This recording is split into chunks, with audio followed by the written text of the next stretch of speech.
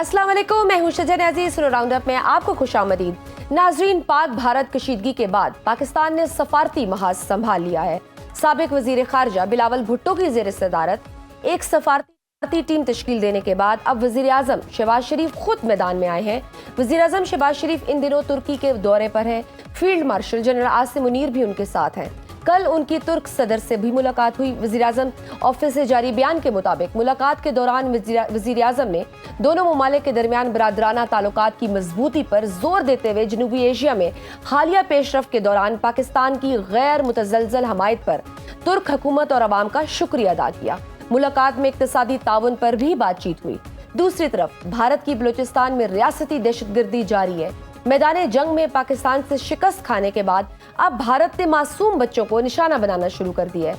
बलूचिस्तान के जिला खुजदार में स्कूल बस पर भारतीय स्पॉन्सर्ड दहशतगर्दों के खुदकश हमले में शहीद तलबा की तादाद 8 हो गई है और भारत पाकिस्तान को कमजोर करने के लिए अपनी प्रॉक्सीज के जरिए इस तरह के मजीद हमले कर सकता है, क्योंकि भारत कभी भी नहीं चाहेगा कि पाकिस्तान आगे बढ़े, पाकिस्तान माशी तौर पर खुद मुख्तार हो और पाकिस्तान तरक्की करे। पाकिस्तान इससे कैसे निपटेगा? भारतीय रियासती दहशतगर्दी को रोकने के लिए पाकिस्तान की हिकमत अमली क्या होगी? इस पर प्रोग्राम के दूसरे हिस्से में बात करेंगे। प्रोग्राम के पहले हिस्से में हमारे साथ मौजूद हैं माहिर बैनुल अक़वामी कमर चीमा साहब। आपको वेलकम करते हैं सुनो राउंड अप में। कमर चीमा साहब, शहबाज शरीफ तुर्की गए, field marshal general Asim Munir भी उनके हमराह हैं। तुर्क सदर उर्दुवान से मुलाकात हुई, बहुत अच्छे विजुअल्स भी देखने को मिले, खासतौर पर पाक भारत कशीदगी के तनाजुर में देखा जाए तो ये दौरा कितना इंपॉर्टेंट है? देखिए जी, फ्रैंकली स्पीकिंग अगर सही मानों में देखा जाए तो फील्ड मार्शल आसिम मुनीर और प्राइम मिनिस्टर शहबाज शरीफ का ये जो दौरा है, ये अपने दोस्तों का शुक्रिया अदा करने के लिए दौरा किया गया है। आपको पता है तुर्की ने इंतहाई बहादुरी का मुजाहरा किया, पाकिस्तान का एक स्ट्रेटेजिक पार्टनर है और क्लैरिटी है तुर्की के अंदर कि हमने पाकिस्तान के साथ खड़े होना है, डिस्पाइट द फैक्ट कि 10 अरब डॉलर की तुर्की और भारत की ट्रेड है। लेकिन इसके बावजूद उन्होंने कहा कि नहीं, इस क्लैरिटी को मैं समझता हूं कि बहुत पाकिस्तानियों को अप्रिशिएट करना चाहिए। और अगर आप देखें कि जब in the height of the conflict तुर्की का जो एक जहाज है वो कराची आया था एंड देन फिर हमारा एक उनके साथ मिलिट्री कोऑपरेशन मौजूद है। जिस अंदाज से तुर्की ने पाकिस्तान की डिप्लोमेटिक, पॉलिटिकली, मिलिटरली, मॉरली मदद की है पाकिस्तान की, मैं समझता हूँ इसको अप्रिशिएट करना चाहिए। और भारत को बड़ा सख्त पैगाम गया है कि भारत के अंदर तो आपको पता है ये सवाल उठ रहा है कि भारत का दोस्त कौन है? कौन सा ऐसा मुल्क था जिसने भारत को अनइक्विवोकली कहा हो कि जनाब ये जबरदस्त किस्म की हमें सपोर्ट मिली है। सो मैं समझता हूँ कि दैट इज इम्पोर्टेंट विजिट जो पाकिस्तान की लीडरशिप ने किया। बिल्कुल सही। पाक भारत कशीदगी के बाद ये पहला दौरा टर्की का ही होना चाहिए था और आपने जिस से कहा कि टर्की एक स्ट्रेटेजिक पार्टनर रहा है, सिपहसालार का साथ होना, तो इससे दीगर ममालिक को क्या मैसेज आता है, खास तौर पर उस सूरत हाल में जब इंडिया में तुर्की के बाइकआउट की मुहिम चल रही है? फिर अगर हम देखें आज़रबाईजान का, तो उसका भी किरदार काफ़ी मुस्बत रहा है। तो आई विल टॉक अबाउट कि सेंट्रल एशिया पाकिस्तान के लिए कितना अहम है? देखिए, सेंट्रल एशिया पाकिस्तान के लिए बड़ा अहम है और इस सिलसिले में हम अफगानिस्तान से बार बार ये कह रहे हैं कि हमें वो कनेक्टिविटी सेंट्रल एशिया तक दी जाए जिसकी वजह से पाकिस्तान और सेंट्रल एशिया के दरमियान ट्रेड जो है वो खुल के हो सके और लैंड रूट्स और रेल रूट्स जो है वो इस्टेब्लिश हो सके, जो कि पाकिस्तान ईरान के जरिए भी इस्टेब्लिश करने की कोशिश कर रहा है। बहरहाल एक तो ये पॉइंट है। दूसरी इंपॉर्टेंट बात इसमें ये है कि देखें, एक आपको नर्वसनेस नजर आती है इंडिया से पाकिस्तान के इस दौरे की। आपको याद होगा कि आज़रबाईजान की जब आर्मेनिया से लड़ाई हुई थी तो पाकिस्तान ने बड़ी खुल के आज़रबाईजान की सपोर्ट की। अभी आज़रबाईजान पाकिस्तान में कोई 2 अरब डॉलर की इन्वेस्टमेंट कर रहा है। पाकिस्तान अपने JF-17 थंडर जो है जहाज एक्सपोर्ट कर रहा है आज़रबाईजान को। पूरे के पूरे सेंट्रल एशिया में पाकिस्तान का एक जो रेपुटेशन है वो मुकाम बहुत बड़ा है। और मैं आपको मजे की बात बताऊं कि तमाम मुस्लिम दुनिया के अंदर और खास तौर पे इस खित्ते के अंदर एक sense of feeling of liberation है कि पाकिस्तान की ने ये जो इस कॉन्फ्लिक्ट के अंदर जो पाकिस्तान ने मिलिटरली एंड डिप्लोमेटिकली डोमिनेट किया है, और वो इस वजह से कि हम एग्रेसर नहीं थे, इंडिया एग्रेसर था। उस एग्रेसर को जो हमने कॉल ऑन किया और उसको जो पाकिस्तान ने बड़ी जिससे कहते हैं ना militarily and diplomatically out manoeuvre किया पाकिस्तान ने। मैं समझता हूँ इसकी वजह से मुसलमान दुनिया और सेंट्रल एशिया में पाकिस्तान की बड़ी इज्जत बढ़ी है, और इसीलिए तुर्की हो, अजरबैजान हो, और ये सिर्फ ये लीडरशिप लेवल पे नहीं है, सोसाइटियल स्ट्रीट लेवल के अंदर भी आप देखें कि तुर्की और अजरबैजान के अंदर पाकिस्तान के लिए दुआएं की गई हैं, पाकिस्तान के लिए नगमे गाने गाए गए हैं, लोगों ने सोशल मीडिया पे खुल खिला के अजरबैजान ने सपोर्ट किया। एंड डिस्पाइट द फैक्ट ये जो बातें कर रहे हैं कि हमने तुर्की से कारोबार बंद करना है, चाइना से कारोबार बंद करके दिखाए ना इंडिया, कहता है जी हम तुर्की ने पाकिस्तान को सपोर्ट किया, तो वो तो चाइना ने भी सपोर्ट की है, और खुल खिला के किस चाइनीज ने कहा कि हम सपोर्ट करते हैं, हर लिहाज से चाइनीज के हमारे पास जहाज हैं, ये जो PL-15 पाकिस्तान ने जो मिसाइल चलाए हैं वो चाइनीज है, तो क्यों नहीं इंडिया चाइना के साथ कारोबार बंद करता और तुर्की के साथ कारोबार बंद करना चाहता है? ये नर्वसनेस है। और वैसे भी आपको पता है खास तौर पे मुसलमानों के खिलाफ जो एक नरेंद्र मोदी साहब ने नफरत इंजेक्ट की है इंडियन सोसाइटी के अंदर, ये उसका शाखसाना नजर आता है कि अजरबैजान और तुर्की के खिलाफ बातें करते हैं। सर अभी कुछ दिन पहले इंडिया ने चाइना कार्ड खेलने की कोशिश की तो थी ना, कि ये हम इनडायरेक्टली हमने चाइना के साथ वॉर की है, क्योंकि पाकिस्तान ने चाइनीज वेपन्स यूज किए थे, तो वो हमारी वॉर जो पाकिस्तान के साथ नहीं थी बल्कि चाइना के साथ थी, विच इज़ वेरी लेम। और दूसरा ये कि नायब वज़ीर आज़म इसहाक डार ने भी हालिया दिनों चीन का एक दौरा किया है, वज़ीर ख़ारजा अफ़गानिस्तान के भी वज़ीर ख़ारजा मौजूद थे। चीन इस सारे सूरत हाल में खुलकर पाकिस्तान और अपने इंटरेस्ट को प्रोटेक्ट करने के लिए सामने आया है। अफ़गानिस्तान के हवाले से ये दौरा कितना इम्पोर्टेंट है, और अफ़गानिस्तान का झुकाव किस हद तक आपको तब्दील होता हुआ नज़र आ रहा है, स्पेशली इस दौरे के बाद? देखिए, पाकिस्तान ने अफगानिस्तान के बिहेवियर को बदलने के लिए, और ख़ास तौर पे अफगानिस्तान के अंदर जो दहशतगर्द जमातें हैं उनको डिसमेंटल करने के लिए पाकिस्तान ने बहुत ज़्यादा प्रेशर डाला अफगानिस्तान पे। इस सिलसिले में हमने एक इंस्टीट्यूशनल अरेंजमेंट शुरू किया जिसमें Pakistan China Afghanistan, Pakistan Iran Afghanistan, Pakistan central Asia Afghanistan, हमने कुछ डिफरेंट किस्म के इंस्टीट्यूशनल फ्रेमवर्क बनाए हैं, और बायलैटरल रिलेशंस तो हमारे हैं ही हैं। तो पाकिस्तान ने बेसिकली कन्विंस किया है अफगानिस्तान को कि आप हमारे इस खित्ते में इकोनॉमिक पार्टनर बने, ना कि दहशतगर्द जमातों TTP को आप होस्ट करें और उनको अलाउ करें कि वो पाकिस्तान के अंदर आके दहशतगर्दी करें। सो मैं समझता हूं कि चाइनीज ने इसमें इंपॉर्टेंट रोल प्ले किया। ये रोल हम चाहते थे चाइना प्ले करे। चाइना देखिए इस खित्ते का दुनिया का बड़ा प्लेयर है, तो इस खित्ते में उसको चाहिए कि जो इसके इमीडिएट नेबर हैं वहां पे उसको अपना किरदार अदा करना चाहिए था, और उसने बहुत अच्छा, मैं समझता हूं कि पाकिस्तान के कहने पर यह किरदार अदा किया। ये फ्रेमवर्क पहले भी मौजूद थे लेकिन इनको दोबारा एक्टिवेट किया गया है। और दूसरा यह है कि अफगान तालिबान को मैक्सिमम अकाउंटेबल ठहराना होगा कि वो अब एक नॉन स्टेट एक्टर नहीं है, वो एक मिलिटेंट ग्रुप अब नहीं है, वो कोई UN में दहशतगर्द ग्रुप के तौर पे नहीं जाने जाते, वो एक रिस्पॉन्सिबल स्टेट के तौर पे जाने जाते हैं। उनको दुनिया एक स्टेट समझती है, उनको चाहिए कि उनकी सरजमीन खित्ते में बाकी ममालिक के खिलाफ इस्तेमाल ना हो। मेरा ख्याल है कि 3 साल पाकिस्तान ने बड़ी कुर्बानियां दी हैं अफगानिस्तान के इस बिहेवियर को बदलने के लिए, एंड आई होप कि पाकिस्तान और अफगानिस्तान एंड चाइना मिलकर काम करें। बिल्कुल सही चीमा साहब, अगर मैं फार ईस्ट की बात करूं इस सारी सिचुएशन के बाद, तो हमने देखा है कि बड़ी खामोशी है वहाँ। इंडोनेशिया और मलेशिया में माजी में हमारे बड़े अच्छे इत्तेहादी रहे, माजी में जो जंगें हुई वहाँ पे जिस तरह की सपोर्ट थी, इस दफ़ा सारी सिचुएशन में मलेशिया और इंडोनेशिया खामोश रहा है। तो आपके ख्याल में क्या उनकी प्रायोरिटीज़ में नज़र नहीं आ रहे? डिप्लोमेटिक फ्रंट पर इन ममालिक के साथ ताल्लुकात बेहतर बनाना कितना इम्पोर्टेंट है? देखिए, इंडोनेशिया और मलेशिया के अच्छे कारोबारी शराकतदारी है इंडिया के साथ, तो एक तो वो चीज़ भी वो समझते हैं कि ये हमारे सामने मौजूद है। दूसरी जारी बात है कि पाकिस्तान ने दुनिया को ये बताया है, मुसलमान दुनिया को बताया कि हम अग्रेसर नहीं हैं। हमारे ऊपर एग्रेशन हुआ है और हमने हमले का जवाब दिया है एज पर article 51 of the UN charter, हमारा राइट है सेल्फ डिफेंस का। सो इंडोनेशिया, मलेशिया, और आपको पता दरअसल इंडिया ने लॉन्ग टर्म अपने रिलेशनशिप, इंडिया आसियान डायलॉग एक होता है कि तमाम आसियान के 10 ममालिक इंडिया के साथ इंगेज करते हैं। So because of that situation ये जो फार ईस्ट है, ये सारा साउथ ईस्ट एशिया, इधर ज्यादा खामोशी थी। और दूसरा एक हमारी अपनी भी तो कमजोरी है कि हम बायलैटरल रिलेशंस उस तरह नहीं इस्टेब्लिश कर सके। इस जितने भी साउथ ईस्ट एशिया में मुसलमान मुल्क हैं, इंडोनेशिया आप देख लें, हम उस तरह रेगुलर नहीं जाते।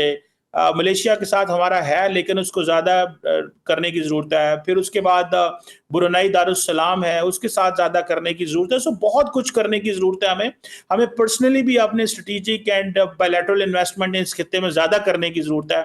ज़्यादा अपने जो रिलेशंस हैं उनको मज़ीद सीमेंट करने की ज़रूरत है और बिल्कुल, this is a high time तभी कि जाके हम चीज़ें फार ईस्ट को भी इन्वॉल्व करें अपने उसमें। सर, ईरान और अमेरिका की अगर मैं बात करूं तो उनके दरमियान न्यूक्लियर डील के हवाले से ताहाल मामला तय नहीं पाए। अमेरिका ईरान को यूरेनियम एनरिचमेंट की 1% भी इजाजत नहीं दे रहा। इस सूरत हाल में आपको ईरान और अमेरिका के दरमियान न्यूक्लियर डील होती हुई नजर आ रही है? और अगर ईरान और अमेरिका के देखिए दरमियान ये मुआहिदा नहीं होता तो आपको लगता है कि इजराइल ईरान की एटमी तंसीबात पर हमला करेगा? इसके साथ ये भी बता दीजिए। देखिए ईरान चाहेगा कि कोई ना कोई डील उसकी अमेरिका के साथ हो जाए। हम्म। आपको याद होगा कि 2016 में भी एक joint comprehensive plan of action था, उसके तहत P5+ ने ईरान से डील की और डील हो गई थी। इस दफा भी मुझे लगता है कि डील होने के ज्यादा चांसेस हैं क्योंकि अच्छा। ईरान नहीं मौका देना चाहेगा अमेरिका को कि वो कुछ ऐसे हालात पैदा करे। और डोनाल्ड ट्रंप के ये जो 3 साढ़े 3 4 साल हैं, इसमें से जिसने जो फायदा उठाना है वो उठा सकता है। अगर डोनाल्ड ट्रंप नहीं चाहते कि ईरान के साथ लड़ाई हो और वो खुद कह चुके हैं कि ये इरा ऑफ प्रॉक्सीज खत्म होना चाहिए, सो वो समझते हैं कि ईरान के साथ नॉर्मलाइजेशन करें। ये कि ये अमेरिका के अंदर काफी असेसमेंट रही है। इससे पहले आप देखें वेनेजुएला और बहुत सारे मुल्कों के साथ ईरान अमेरिका ने अपने ताल्लुकात को नॉर्मलाइज किया। उसकी वजूहात ये है कि अमेरिकन समझते हैं कि 50-50 60-60 साल की सैंक्शंस लगा के भी हम वो मकासद हासिल नहीं कर सके। सो हमें, और दूसरा ये है कि अमेरिकी सदर, आपको पता है, आपने जो डीप स्टेट है उसका जो स्क्रिप्ट है या जो प्ले बुक है उसको इतना लंबा चौड़ा फॉलो, जिस तरह अभी वो मिडिल ईस्ट में गए तो इजराइल नहीं गए। तो ये वो चाहते हैं कि ईरान से नॉर्मलाइजेशन हो और ईरान भी चाहेगा। और अगर नहीं होती तो जाहिर बात है मिलिट्री ऑप्शन तो ईरान इजराइल उनके कर पास सकता है मौजूद है, ईरान की लेकिन एक तंसीबात पे हमला, अननेसेसरी अनकॉल्ड क्योंकि फॉर रिसेंटली अटैक एक करना ईरान के ऊपर it will not be wise. और मेरे नहीं ख्याल ट्रंप साहब करेंगे। ये प्रेशर टैक्टिक हो सकती है। ठीक, बहुत शुक्रिया डॉक्टर कमर चीमा बैनुल-अक़वामी अमूर के माहिर साथ मौजूद थे। नाज़रीन, वक्त छोटी सी ब्रेक का, देखते रहिए Suno round up. Welcome back to Suno round up. Suno round up के इस हिस्से में हमें ज्वाइन किए ब्रिगेडियर वकार खान, दफाई तज्जियाकार हैं। सर, हम आपको वेलकम करते हैं। सर, बलूचिस्तान के जिले खुजदार में स्कूल बस पर भारतीय स्पॉन्सर्ड दहशतगर्दों के खुदकश हमले में शहीद तलबा की तादाद 8 हो गई है। दुश्मन शिकस्त के बाद छुपकर वॉर कर रहा है। पाकिस्तान को क्या फौरी इकदाम करने चाहिए? कैसे रिस्पॉन्ड करना चाहिए? ये तो ये एक्सपेक्टेड था और ये लड़ाई हम ऑलमोस्ट 20 साल से लड़ रहे हैं। लेकिन ऑपरेशन बनियान मरसूस के बाद फिर ये एक्सपेक्टेड था कि भारत जो है, जो कि उसको एक हजीबनाक शिकस्त हुई और हिम्मत उठानी पड़ी। और ऑल अक्रॉस द वर्ल्ड, अभी हम लोग यहाँ तुर्किया में है, अभी जो विजिट हुआ है प्राइम मिनिस्टर का और फील्ड मार्शल आसिम मुनीर का, बहुत ज्यादा उसको कदर की निगाह से भी देखा है। पाकिस्तान को basically they are calling net guarantor of peace in South Asia और super power of Islamic world. So I think ये चीजें एब्जॉर्ब नहीं हो रही थी।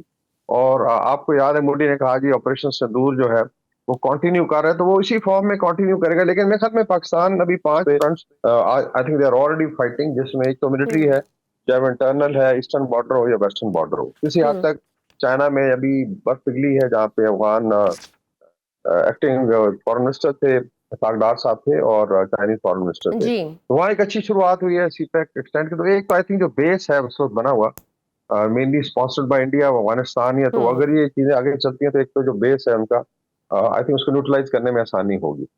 दूसरा जो है military operation with in Balochistan है, जो जिस DGISPR ने कहा कि टारगेटेड ऑपरेशन चलते रहेंगे। और अभी आपने देखा है पिछले दिनों काफी सक्सेसेस मिली हैं, चाहे फितनल हिंदुस्तान है, फितनल फारज है। तीसरा डिप्लोमेटिक है, भारत ने एक ऑफेंसिव शुरू किया है और उसमें जो है आई थिंक 60-70 ममालिक में अपने वफूद भेज रहे हैं, पाकिस्तान भी अपने वफूद भेज रहा है। तो इस वक्त आई थिंक एनवायरनमेंट पाकिस्तान के फेवर में, राइट फ्रॉम पहलगाम की इंक्वायरी से लेके और आगे जो मिलिट्री ऑपरेशन हुए, द वे पाकिस्तान ने मिलिट्री टारगेट्स को एंगेज किया, भारत ने सिविलियन को शहीद किया। तो एक मॉरल हाई ग्राउंड भी है पाकिस्तान के पास। बाय एंड लार्ज दुनिया समझती है कि भारत ने पूरे खित्ते के अमन को, बल्कि ग्लोबल पीस को खतरे में डाला और ऑलमोस्ट न्यूक्लियर वॉर की तरफ ले गया। तो उसमें आई थिंक पाकिस्तान के पास काफी डिप्लोमेटिक स्पेस है। फिर लॉफेयर में आपने लड़ना है, चाहे वो दहशतगर्दी हो बलूचिस्तान में या KP में, जहाँ पे आपने प्रूफ लेके जाना। I think enough proofs are there कि भारत इन्वॉल्व इसमें। आप देखें डिजिटल फोरेंसिक है, कुलभूषण से पहले की फाइल्स है। इंटरनेशनल कम्युनिटी अभी एक्सेप्ट भी करेगी, बिकॉज काफी सारी चीजें सामने आई हैं। बिल्कुल सही। ब्रिगेडियर साहब, बलूचिस्तान के मकामी तो कहते हैं कि बातचीत से मामलात हल करें, लेकिन जो लोग बसों से बंदे उतार कर उनके गले काटते हैं, मजदूरों को निशाना बनाते हैं, पूरी ट्रेन हाईजैक करते हैं, मासूम बच्चों को निशाना बनाते हैं, क्या उनके साथ बातचीत होनी चाहिए? इसमें आई थिंक पहले कुछ मिसालें हैं कि जो सरेंडर करता है टू द स्टेट, जैसा गुजार माम शंबे हैं या सफात बंगरज़ई हैं, फिर एक खातून थी जो लास्ट ईयर साल के शुरू में सरेंडर हुए हैं। तो एक तो ये ऑप्शन है, आप हथियार डाल दें, बट आई थिंक जो इन्वॉल्व है हीनियस टेररिज्म एक्ट्स में, जैसा अभी इनका एक आई थिंक बहुत बड़ा हिटमैन कराची से पकड़ा गया, जिसका सारा प्रूफ मिला है कि he was having links with search licensing, और नॉर्मली अफगान पासपोर्ट इनको दे दिया जाता है, फेक डॉक्यूमेंट पे लोग सफर करते हैं, फिर गल्फ के थ्रू मनी लॉन्ड्रिंग भी होती है। तो वहाँ आई थिंक इस तरह की कोई गुंजाइश नहीं है, और ना दुनिया इस चीज की इजाजत देती है कि हमारे बच्चों को शहीद किया जाए, मजदूरों को, इनोसेंट लोगों को दहशतगर्दी का निशाना बनाया जाए, और जो है पाकिस्तान जो है इसका हाथ बांध के खड़ा रहे। इस तरह नहीं होगा। आई थिंक अभी जो ऑपरेशन आप देखेंगे, मेरी अपनी प्रेडिक्शन है कि 2025 के एंड तक इंशाल्लाह इसका कला कमा भी होगा, और BLA के जो भी दहशतगर्द हैं टू द लास्ट मैन इनको आई थिंक टेकन आउट। इस तरीके से TTP के अगेंस्ट भी घेरा तंग हो रहा है। सर, DGISPR ने ये कहा भी कि मारंग बलोच और BYC दहशतगर्दों की प्रॉक्सी हैं, लेकिन हम देखते हैं कि फिर उन्हें एहतजाज करने की इजाजत भी दी जाती है, वो सड़कें भी बंद करते हैं, वो जल्द से भी करते हैं, वो दहशतगर्दों की लाशें वापस लेने का भी मुतालबा करते हैं। आपके ख्याल में उन्हें खुली छूट मिलनी चाहिए? आई थिंक पहले तो किसी हद तक अकाउंटेबिलिटी आपके अकोमोडेशन रही है। इवन इस्लामाबाद में ये लोग आए थे, लेकिन पीपल थॉट के वो जेन्युइन से अगर इश्यूज उठाते हैं तो व्हाई नॉट। लेकिन फिर आपने देखा कि ये लोग स्कैंडिनेवियन कंट्री गए, वहां से किस तरीके से फंडिंग हुई, उसके बाद आके फिर एक ड्रामा रचाया गया। और दूसरा जो है, आई थिंक नाउ जो BYC की लीडरशिप है, by and large they have been curtailed, उनकी एक्टिविटी भी जो है। और बलोच अवाम पे मैं वही कह रहा था कि नाउ बेसिकली ये तो हाईलाइट कि उसमें डेमोग्राफिक फैक्टर है, उसके अलावा जो लोग डेवलपमेंट चाहते हैं, चाहे लोग जो मिलिट्री में बलोच हमारे भाई हैं या डेवलपमेंट है। अभी रेकोटेक शुरू करेगा 2 साल बाद, गोल्ड प्रोडक्शन उसमें 25% शेयर है। उसके अलावा CPEC 2 इंशाल्लाह भी लॉन्च होना ही होना है। देखिए, अगर अफगानिस्तान को लिंक करना है CPEC से, CPEC 3 होगा तो CPEC 2 के साथ ही चलेंगे। तो इससे बड़ा फर्क पड़ेगा, और आई एम श्योर बलोच अवाम हमारे गैरतमंद भी हैं, मुहब्बे वतन है, और डेफिनेटली उनमें इंसानियत है। ब्रिगेडियर साहब, भारत की आबी दहशतगर्दी जारी है। किशनगंगा डैम से दरियाए नीलम का पानी रोक दिया गया है, 40% तक पानी कम हो गया है। हम खामोश क्यों हैं? इतना हसास मामला है, हम कब रिस्पॉन्ड करेंगे? या आप ये बताइए कि क्या फैक्टर्स होंगे, किस सिचुएशन में हम फिजिकली उसको रिस्पॉन्ड करेंगे? I think you are right कि पिछले आई थिंक 20-30 ईयर्स में काफी वैसे एटीट्यूड रहा। आपके एक इंडस वाटर कमिश्नर थे जो है, वो बेसिकली वो भी मिले थे। मजे की बात है, सक्सेसफुल गवर्नमेंट से उनको रखा। आई डोंट नो कि इस तरह साथी आदमी को आप क्यों रखेंगे, और वो भी कनाडा में बैठा हुआ है, जमात अली शाह जो था। उसके बाद अगर आप आ जाए अभी करंट, आई थिंक जो पॉलिसी है बहुत शिफ्ट आया है इसमें। एक तो प्रैक्टिकली इट्स नॉट पॉसिबल। अभी आपने देखा बगलियार वगैरह के उनको गेट्स खोलने पड़े बिकॉज इतना पानी था। Basically they want to destroy occupied Kashmir, और ना स्टोरी कैपेसिटी है। तो कुछ चीजें रिटोरिक में, कुछ डेफिनेटली एफर्ट वो लोग कर रहे हैं कि इसको कम किया जाए। तो मेरे ख्याल में इसमें काफी सारे, एक तो लीगल ऑप्शन है, चाहे वर्ल्ड बैंक है, चाहे इंटरनेशनल कोर्ट्स हैं। दैट्स व्हाई लॉ फेयर में आपने ये छठा जो आई थिंक फैक्टर है कि इसमें आपने लड़ना है भारत के साथ, तो तैयारी होनी चाहिए। बाकी मिलिट्री ऑप्शंस हैं। देखिए, इसमें ये नहीं है कि बिलावल साहब ने भी कहा, उससे पहले भी आई थिंक DGISPR ने भी कहा अभी कि अगर वो बंद करेंगे तो आप then we start basically war है। तो उसकी ऑप्शन है कि आप उसको तरीके से स्कटल करें। सारा हेडवर्क डिस्ट्रॉय करने की जरूरत नहीं है, आजकल बड़ी टेक्नोलॉजी है, इनफेक्टिव कर दें, ठीक है, फिर 10 साल लगाएं, फिर बनाएं डैम, और फिर उसको आप स्कटल कर दें। तो उसमें आई थिंक डेफिनेटली कुछ टारगेट्स हैं पाकिस्तान ने रखे हुए। आगे देखते हैं कि भारत किस तरह मूव करता है, बट अभी एग्रेसिव पॉलिसी होगी। I think there will be no compromise. There will be no compromise. Sir, last question Bangladesh की मैं बात करना चाहूंगी। बड़ा इंपॉर्टेंट फैक्टर है, क्योंकि हमने हाल ही में देखा है कि बांग्लादेश ने भारत से तकरीबन 5 अरब का दिफाई मंसूबा खत्म कर दिया गया है। तो ये बांग्लादेश फैक्टर हमारे लिए कितना इंपॉर्टेंट है? बांग्लादेश का फैक्टर, जिसमें एक मेजर शिफ्ट आई है, फिर 1.5 साल में हमने देखा है कि सारा पासा पलट दिया गया। और आई वुड से जो बाकियात थी 1971 की, जो जहर घोला गया था भारत ने, वो बिल्कुल उसका डंग निकाल दिया गया। This is a huge I think opportunity. Pakistan, China, Bangladesh मिलके भी वहां पे सिक्योरिटी के लिए भी काम कर सकते हैं, डेवलपमेंट कर सकते हैं। And then India is an option. अभी लोग कह रहे हैं फिर आप सैंडविच हो जाएंगे 3 तरफ से, तो एक तरफ अगर बांग्लादेश या पाकिस्तान है, ऊपर से चाइना है, तो आप देख लें, अगर आपने लेट्स से हॉस्टिलिटी रखनी है तो फिर कौन आएगा बिजनेस करने, और क्या होगा, क्योंकि भारत का बहुत सारा एक्सपोर्ट पे डिपेंडेंस है, तो दे बिल्कुल will be affected, they have to think over it कि हम साइयों के साथ मसले हल करें, बजाय बिल्कुल इसके कि आप जो है मिलिटराइजेशन करें।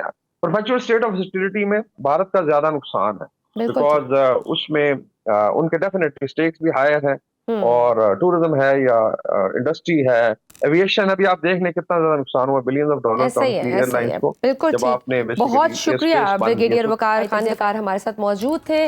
नाजरीन, वक्त है छोटी सी ब्रेक का, देखते रहिए सुनो राउंड। नाजरीन, मुल्क में आइंदा माली साल के लिए वफाकी बजट 10 जून को पेश किया जाएगा। इक्तिसादी सर्वे 9 जून को पेश किया जाएगा। इससे कबल वफाकी बजट पेश करने की तारीख 2 जून दी गई थी, लेकिन IMF के साथ कुछ मामलात पर डेडलॉक बरकरार था, जिसकी वजह से नई तारीख देनी पड़ी।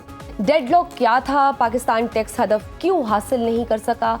पाकिस्तान कब IMF के चंगल से आज़ादी ले सकेगा? और क्या इस दफ़ा सैलरीड तबके को कोई रिलीफ देने में हुकूमत कामयाब हो पाएगी? इस सब पर बात करेंगे। हमारे साथ मौजूद हैं माहिर मुआशियात डॉक्टर खाकान नजीब साहब। सर, आपके वक्त का बहुत शुक्रिया। डॉक्टर खाकान, पाक भारत कशीदगी की वजह से पाकिस्तान और IMF के दरमियान मुज़ाकरात पहले वर्चुअल होते रहे, फिर IMF की टीम आई, लेकिन मुज़ाकरात मुकम्मल नहीं हुए। क्या वजह है? कौन सी ऐसी चीज़ें हैं जिनकी वजह से ये डेडलॉक आ रहा है? पहली तो बात यह है कि IMF के साथ इंगेज रहना तो हर सूरत में ज़रूरी है, इसलिए कि पाकिस्तान इस वक्त बगैर IMF की इंगेजमेंट के जो अपने चैलेंजेस हैं उन पे काबू नहीं पा सकता। और IMF की इंगेजमेंट की वजह से एक मैक्रो स्टेबिलिटी है मुल्क में, और इसको स्ट्रेंथन करने के लिए हमने उनके साथ कंटिन्यू करना है। आई थिंक जहाँ पे इस वक्त खड़े हुए हैं, एक स्टाफ लेवल एग्रीमेंट हो गया, फिर हमारी एक फैसिलिटी पहले जो रिव्यू था वो कंप्लीट हो गया, एक एक्सटेंडेड फंड फैसिलिटी चल रही थी, तो एक RS क्लाइमेट फैसिलिटी जो है वो भी engage हो गई। So I think the authorities have done really well to continue with that. अब असल बात यह है कि अब आपके पास एक मौका है। आपने पिछला बजट दिया, उसमें हमने मैन्युफैक्चरिंग पे, हमने सैलरीड पे, हमने नॉन सैलरीड पे बहुत हैवी टैक्सेशन की, और एक हैवी हैंडेडली हमने जो ऑलरेडी सेक्टर्स नेट में थे उन्हीं पर टैक्स लागू किया। फिर हमने ये वादा किया कि हम एग्रीकल्चर इनकम टैक्स, रिटेल पे टैक्स, होलसेल पे टैक्स, यानी कि 50 अरब रुपया ताजिर दोस्त स्कीम में ले आएंगे। बट अनफॉर्चुनेटली आज भी जहां खड़े हुए हैं हम ये करने में कामयाब नहीं हुए। हम ताजिर दोस्त स्कीम को कामयाब नहीं कर सके। एग्रीकल्चर इनकम टैक्स का निफाज जनवरी से जुलाई तक अब आगे चला गया। सो ये सारी चीजें जो हैं अब डिस्कस होनी है कि कैसे हम अपनी एनफोर्समेंट मेजर्स से अगले साल कुछ पैसे लेके आएंगे। फिर ये डिस्कस होना है ऑब्वियसली कि जो 12,300 इस दफा जमा करता है FPR, और अगले साल अगर 14,100 अरब जमा करना है, तो ये 2,000 अरब रुपए के करीब का जो गैप है ये कैसे पूरा होगा? कुछ तो ऑटोनमस ग्रोथ यानी कि सिस्टम से ही ग्रोथ आ रही होती है, वहां से पूरा होता है। कुछ आपको नए टैक्सेस का रद्दोबदल करना पड़ेगा, FEDs हो, GST की एग्जेम्पशंस खत्म करनी हो, जो भी आप तय करते हैं फंड के साथ। सो ये सारी डिस्कशन होनी है। पर हैविंग सेड दैट, मैंने हमेशा कहा है कि IMF जो है वो चूंकि एक ICU का डॉक्टर है, आपको एक ICU की टेबल से उठाकर उसने रख दिया है एक ऑपरेशन थिएटर में। आप इसको इस तरह समझिए। अब आप पे ये जामिन है कि आप किस तरह अपना एक्सपेंडिचर का रिफॉर्म इस बजट में दिखाते हैं। हार्ड चॉइसेस जो हैं वो बिजली के निर्ख या टैक्सेस बढ़ाना नहीं होती। हार्ड चॉइसेस अगर बजट में दिखाई दें तो वो सब्सिडीज को टारगेट करना होती हैं। जो पेंशन्स का एक बोझ जमा हुआ है उसको कैसे हैंडल करना है वो होती है। डेट सर्विसिंग का बोझ एक तो कम हो रहा है ना ऑटोमेटिकली कि आपका 22 से 11 पे आ गया है पॉलिसी रेट। एक आपने क्या मेजर्स लिए कि आपने डेट की रीप्रोफाइलिंग कैसे की, ये एक्सपेंडिचर में आपको दिखाना है। फिर आपको ये दिखाना है कि जो सब्जेक्ट्स आपके नहीं है उनको आप चलें NFC नहीं हम कर पाते, उसको नीचे कैसे देना है। PSDP का जो रिफॉर्म है उसको ज्यादा targeted banana, in the sense के जो इंटर प्रोविंशियल सड़कें हैं, जो इंटर प्रोविंशियल बिजली का निजाम है वो तो आप जरूर कर सकते हैं, बट पर्टिकुलरली जाकर क्या प्रोविंसेस में काम करना है या प्रोविंसेस को वो काम करने देना है। तो एक बहुत बड़ा ये रिफॉर्म। फिर आपने बहुत से अदारे बंद किए हैं, यूटिलिटी स्टोर्स एंड आपने बंद किया, P&D डिपार्टमेंट, गुड वर्क। आपने कुछ जो बिल्कुल जॉब्स पे कोई वेकेंट थी वो खत्म की, तो इन सब का एक्सपेंडिचर बिल्कुल भी सही, एक जिसे काफी कहेंगे इंपॉर्टेंट पॉइंट्स दिखाई आपने देना हाईलाइट किए कि बड़ी इंपॉर्टेंट चीज़ है कि एक पेंशन्स का जो डेट है और बाकी सब्सिडीज को टारगेट करना है, बहुत सारे चैलेंजेस हैं। डॉक्टर साहब, हुकूमत तनख्वाहदार तबके को भी तो रिलीफ देना चाहती है। आज वज़ीर ख़जाना मोहम्मद औरंगज़ेब ने भी इस बात का एतराफ़ किया है। फिर गुज़श्ता बजट में हमने देखा कि कैसे सैलरीड क्लास को रगड़ा लगाया गया। तनख्वाहदार तबके ने 350 अरब से ज़्यादा टैक्स दिए है, तो क्या IMF तनख्वाहदार तबके को रिलीफ देने पर रजामंद होगा? क्योंकि हर बार माजी में यही सैलरीड तबका ही तो टैक्सेस देता है। सो अगर आप एक्सपेंडिचर को संभालेंगे तो एक तो नए टैक्सेस इतने नहीं लगाने पड़ेंगे, ये पहली बात है। दूसरी बात यह है कि जो आपका एक रिफॉर्म है वो होना चाहिए कि हॉरिजॉन्टल इक्विटी, यानी कि मसावी टैक्सेशन का निजाम, और ये बात आपकी बिल्कुल दुरुस्त है। सो इस पे बड़ी सादा सी गुफ्तगू है। आपके पास मैडम अगर कोई 50,000 रुपया था आज से 3 साल पहले, और उससे लेट से आप एक्स नंबर ऑफ गुड्स खरीद सकती थी, आज आप वो 50,000 लेकर दोबारा मार्केट में जाइए तो आप मुझे कहेंगी मैं x minus y number of goods खरीद सकती हूँ। ये बात तो आम फहम लोगों को समझ आती है ना, आपको भी यही समझ कि वो आती डीवैल्यू ही हो गया तो आपकी मनी इसका का। मतलब ये है, ठीक, so money is not buying the same number of goods, your buying power has been reduced. अगर इसका मतलब ये है कि 50,000 रुपए पे हम टैक्स लेते थे महाना की बुनियाद पर, यानी कि उससे ऊपर जो भी रकम थी, तो आज उसको लाख रुपया कर देना चाहिए, मेरा ये ख्याल है। यानी कि जो 6 लाख रुपए की कदगन हमने लगाई हुई है कि इससे ऊपर आप जाएंगे तो हम टैक्स लेना शुरू करेंगे, उसको बढ़ा के 10 लाख या 12 लाख करना चाहिए। ये पहली चीज है। जो लोअर इनकम तबके हैं उनको 2 से 2.5% की रिलीफ देनी चाहिए। जो ऊपर का तबका है उसको चाहे 1 करोड़ से ऊपर की किसी की इनकम है, चलें उसको ना दें अभी रिलीफ, बट जो नीचे का तबका है उसको रिलीफ दें। ऊपर वाले को भी देनी पड़ेगी, इसलिए कि 49% का जो टैक्स ब्रैकेट है ना ऊपर जो लगाया हुआ है, वो पुश कर रहा है मुझे कि मैं पाकिस्तान में नहीं जाके मिडिल ईस्ट में काम करूं। वो पुश कर रहा है कि आप नौकरी छोड़ के कहीं मिडिल ईस्ट चली जाएं, वहां पे सिफर टैक्सेशन है। इसको मतलब so IMF also has to understand this, right. मैंने पहले मैन्युफैक्चरिंग का जिक्र किया, उसका क्या हाल है? उसका ये हाल है 29% एक टैक्स है, 10% सुपर टैक्स है, आई थिंक 6% या 7% वेलफेयर फंड्स हैं, ये हो गया 45%। अब लेट से मैं ओनर हूं, अगर मैंने अपने आप को डिविडेंड दिया तो उसमें मुझे 15% और टैक्स देना है, ये हो गया 60%। मुझे कोई दुनिया में समझाए कि दुनिया में मैन्युफैक्चरिंग कैसे पनपने देगी पाकिस्तान में, जबकि मैं यही मैन्युफैक्चरिंग सस्ती जाकर कहीं और लगा सकता हूं। So think about this. So आपने जो बात सामने रखी है बिल्कुल ठीक है, पर ये मेरे जो रिटेलर भाई हैं, मेरे जो रियल एस्टेट के दोस्त हैं और जो बहनें काम करती हैं इस सेक्टर में और जो एग्रीकल्चर इनकम टैक्स नहीं देते, वो फिर इस मुल्क की जो डिफेंस अभी उन्होंने इस्तेमाल की है 6, 7, 8, 9, 10 तारीख को, वो भी उनको नहीं मिलनी चाहिए। बिल्कुल लोग ऐसा ही है। आप डॉक्टर साहब आप देखें ना, जैसे सैलरीड क्लास ने, अगर रिटेलर्स की बात करें तो 1350% ज्यादा टैक्स दिया है सैलरीड क्लास ने एज कंपेयर टू रिटेलर्स। तो रिटेलर्स को कैसे हम टैक्स नेट में लाएं? क्यों ये इतना बड़ा चैलेंज है जो हुकूमत इसको पूरा नहीं कर पाती? हर बार हर साल ये अहदो पैमान होते हैं, हर साल ये सोचा जाता है कि नहीं अब हम रिटेलर्स को टैक्स में लेकर आएंगे, लेकिन ऐसा मुमकिन नहीं होता और सारा बोझ तनख्वाहदार तबके पर ही आता है। ठीक है ना, वो बत्ती भी इस्तेमाल करते हैं, डिफेंस भी इस्तेमाल करते हैं, स्ट्रीट लाइट भी इस्तेमाल करते हैं, सड़क भी इस्तेमाल करते हैं, फ्री ऑफ चार्ज इस्तेमाल करते हैं। कई तो लोग अस्पताल में जाके इलाज भी फ्री कराते हैं। ये पाकिस्तान ही है, मतलब ये कोई मैं याशी है सारी पाकिस्तान में ही है, बिल्कुल सही है जी। But you know they use the same services and they don't want to pay tax. How can that even be possible? अगर 400 अरब रुपए डॉलर की 400 अरब डॉलर की हमारी इकोनॉमी है, तो 50-60% जो है वो इनफॉर्मल सेक्टर है और वो रिटेलर और होलसेलर पर मुहित है।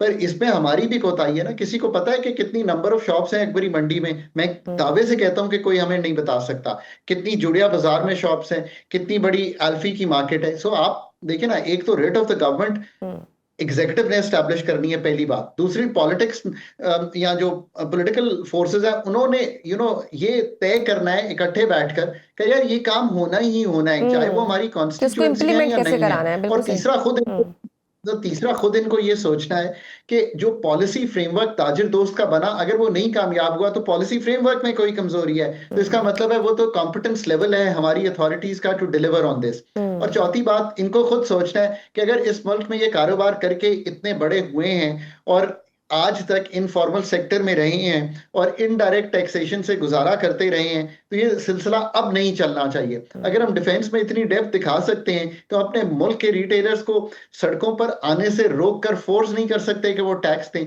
और ये कहना कि मैं टेलीफोन लेता हूं मुझे उस पर टैक्स देना पड़ता है, वो सारे पाकिस्तान को देना पड़ता है। हम अपनी कंसल्टेंसी से या हम अपनी सैलरीड इनकम से जो टैक्स कटाते हैं उसके बावजूद वो टैक्स देते हैं।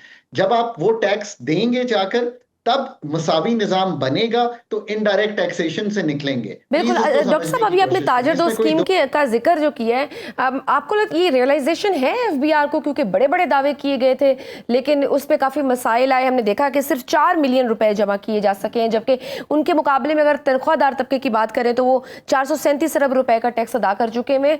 तो आपको लगता है कि इसे ख़त्म करने की अब बातें की जा रही हैं कि ये नाकाम हो गई है, ख़त्म कर दो, बजाय इसको कि हम इसको इम्प्रोवाइज करें, इसमें बेहतरी लेकर आए, जो एक चीज नहीं चल सकी उसको खत्म कर दें? क्या एफबीआर को इसकी रियलाइजेशन है? तो देखिए ना कि जो आपने नई टैक्सेशन करनी है अगले साल में जाकर, जैसे मैंने आपको जिक्र किया कि अगर आपने 1800-1900 अरब के नए टैक्सेस कलेक्ट करने हैं और 1200-1400 उसमें से ग्रोथ से आ जाएगा, जो बाकी 500-600 है आपको कहना चाहिए कि हम इन्फोर्समेंट मेजर का जो डिजाइन है वो आपके सामने रखेंगे, जिसमें हम रिटेलर्स और होलसेलर्स को, रियल एस्टेट पे कैपिटल गेन्स टैक्स को, एग्रीकल्चर इनकम टैक्स को प्रोविंसेस में, इन सब का इजरा करेंगे और इनसे ये पैसे लेकर आएंगे। This is the real challenge. देखिए customs duty, additional custom duty और ये चीजें तो खुद ही आ जाती हैं। मेजॉरिटी ऑफ द टैक्सेशन जो 12,000 अरब की है वो तो खुद ही आ जाती है विद होल्डिंग टैक्सेस के थ्रू और कस्टम्स के थ्रू। असल काम तो यही है कि हम इनके पीछे, इसीलिए मैं कहता हूं कि एफबीआर को लॉन्जेविटी में हमें ये काम ही सौंपना पड़ेगा और उसका जो जिसे कहेंगे महवर है अब वो प्राल होगा। प्राल का मतलब है जो automation, revenue automation limited company है, कि वो कैसे प्री पॉपुलेटेड आपको भेजेगी टैक्स रिटर्न, कैसे क्रॉस वेरीफाई करके, यानी कि नादरा जी, आपके ट्रैवल का डेटा, आपके क्रेडिट कार्ड का डेटा, ये बताए कि you have such kind of a spending, where is your income, and especially for those kind of people जिनका हम जिक्र कर रहे हैं। और voluntarily इन लोगों को चाहिए कि टैक्स नेट में आए और अपना एक फेयर शेयर दें, और हुकूमत को चाहिए कि उस फेयर शेयर के जो टैक्स रेट है ना उसको घटा दे। 49% नॉन सैलरीड पे लगाना, तो सारे डॉक्टर, सारे जो कंसल्टेंसी करते हैं लोग, लॉयर वगैरह जो आउट ऑफ सिस्टम पर्ची काटते हैं, वो बढ़ जाएगा। इस तरह स्मगलिंग कम करनी है तो जो इंपोर्ट पे टैरिफ है उसको कम करें, तब जाके स्मगलिंग कम होगी, कि लोगों को इंसेंटिव ना रहे कि मैं चोरी के रास्ते कोई चीज लाऊं। You have to start thinking very smartly.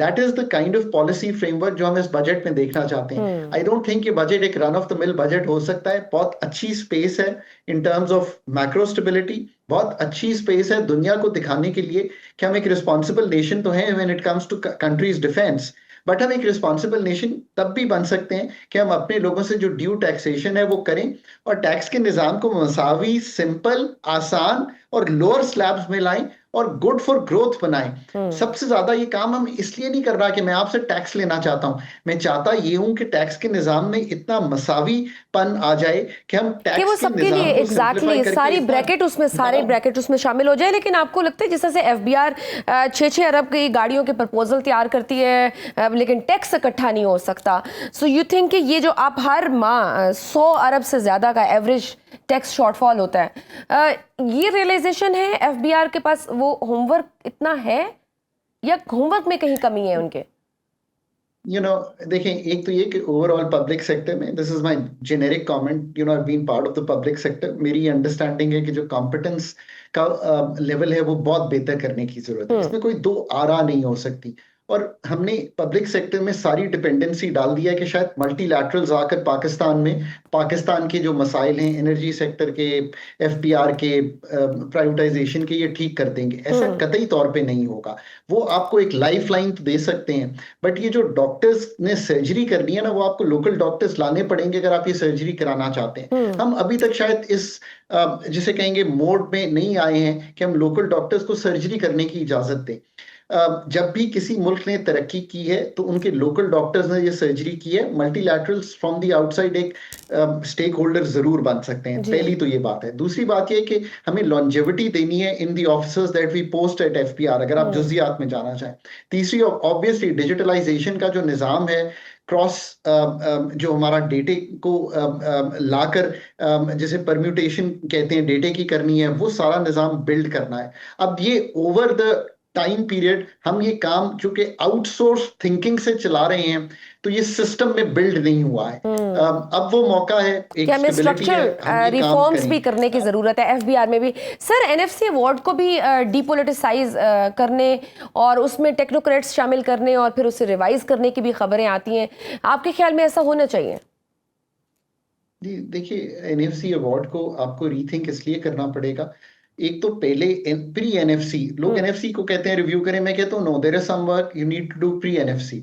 अच्छा। पाकिस्तान का आइन 18वीं तरमीम के बाद 17 ऐसे सब्जेक्ट हैं, बड़े क्लियर हैं वो, जिसमें पावर्टी है, फूड है, एग्रीकल्चर है, ज़कात है, उशर है, एजुकेशन है, हेल्थ है। ये सारे सब्जेक्ट्स जो हैं डिवॉल्व हो चुके हैं। सब्जेक्ट्स की हमने अभी तक एक बहुत बड़ा खर्चा वफाक में भी रखा हुआ है, उनको डिफरेंट नामों से डिविजन्स मिनिस्ट्रीज में भी रखा हुआ है, ऑटोनोमस बॉडीज में भी रखा हुआ है, और प्रोग्राम भी रन कर रहे हैं और डेवलपमेंट प्रोग्राम भी रन कर रहे हैं। पहले तो ये काम करें ना, एनएफसी तो ठीक करेंगे ही करेंगे कि वो जो वफाक काम कर रही है वो प्रोविंसेस पे दे और उनका जो खर्चा है वो बंद कर दे। ये पहली चीज है। दूसरी चीज, इनकम सपोर्ट प्रोग्राम की एक शेयरिंग होनी चाहिए। ये तो एनएफसी में जाने की जरूरत नहीं है, ये तो सब्जेक्ट ही पावर्टी प्रोविंसेस का है। चले हम 650-700 अरब, एक अच्छा फ्लैगशिप प्रोग्राम है। 10 मिलियन हाउस होल्ड्स वल्नरेबल है पाकिस्तान में, उनको जाके एक रकम और खवातीन को देते हैं, मदद करते हैं, बहुत अच्छी बात है। सो उसकी शेयरिंग करें, ये एक दूसरी चीज हम कर सकते हैं। तीसरी बात यह कि एनएफसी को ऑब्वियसली रिव्यू करें, इन द सेंस कोई पैसे कम करने की जरूरत नहीं है, पर कुछ चीजें हमने कई सजेशंस दी थी। मुझे याद है मैंने एक बार तब भी कहा था कि कुछ परसेंटेज आप चार्ज कर सकते हैं। टेररिज्म तो पूरे मुल्क में होता है तो उसके लिए आप चार्ज कर सकते हैं। इसी तरह अगर डिफेंस एक्सपेंडिचर इस दफा बढ़ना चाहिए, उसको भी कोई इस्लामाबाद में तो नहीं आके ड्रोन्स गिर रहे थे ना। नो डाउट कि हमारे दफाई बजट में भी इजाफा होना चाहिए, हमारी आर्म फोर्सेस को इक्विप्ड करने की ज़रूरत है, लेकिन हुकूमत को भी अपने अखराजात कम करने की ज़रूरत है। हर इंसान को या हर महकमे को अपनी अपनी डोमेन में रह के रोल प्ले करने की ज़रूरत है। बहुत शुक्रिया डॉक्टर खाकान नजीब, माहिर मौशियात हमारे साथ मौजूद थे। नाज़रीन, गुफ्तगू आपने सुनी। आज के प्रोग्राम में बस इतना ही। मुझे दीजिए इजाज़त। अल्लाह हाफ़िज़।